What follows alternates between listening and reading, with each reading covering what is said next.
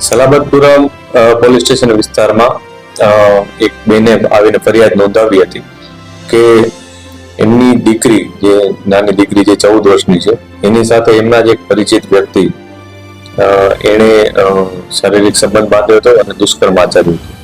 જે બાબતને ધ્યાને લઈ અને પોલીસે બેનની ફરિયાદ લીધી હતી. આ ફરિયાદમાં આઈપીસી 376ની કલમો તથા પોક્સો એક્ટ હેઠળની કલમો હેઠળ આ ગુનો દાખલ કરવામાં આવ્યો છે. પોલીસે આરોપીની ધરપકડના અત્યારે તજવીજ શરૂ કરી દીધેલ છે. આ આરોપીની સાથે અન્ય એક વ્યક્તિ એ પણ એમાં સામેલ છે.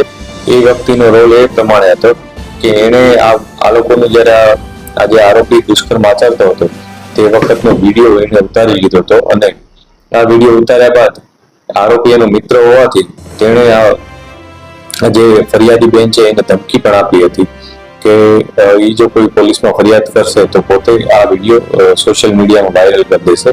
આ પ્રકારની ધમકી આપી હતી. ત્યારબાદ જે બેન છે એમના પોતાના સંબંધીઓ સાથે ચર્ચા કરી અને જ્યારે તેમને પોલીસ સ્ટેશન આવ્યા ત્યારે પોલીસે પણ તેમને હિંમત આપી હતી અને તેમને વિશ્વાસ દેવડાવ્યો હતો કે અમે ચોક્કસ આ બાબતે કાયદેસર કાર્યવાહી કરીશું, જેથી આ બેને પોલીસ સ્ટેશન આવી અને પછી ફરિયાદ નોંધાવી.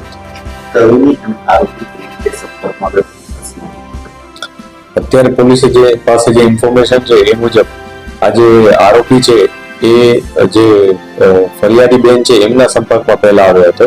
ત્યારબાદ એમની જે દીકરી છે એના સંપર્કમાં આવ્યો હતો અને ત્યારબાદ આ દીકરીના સાથે એને સંબંધો બાંધ્યા હતા, મિત્રતા કેળવી હતી અને એના ઉપર દુષ્કર્મ આચર્યું.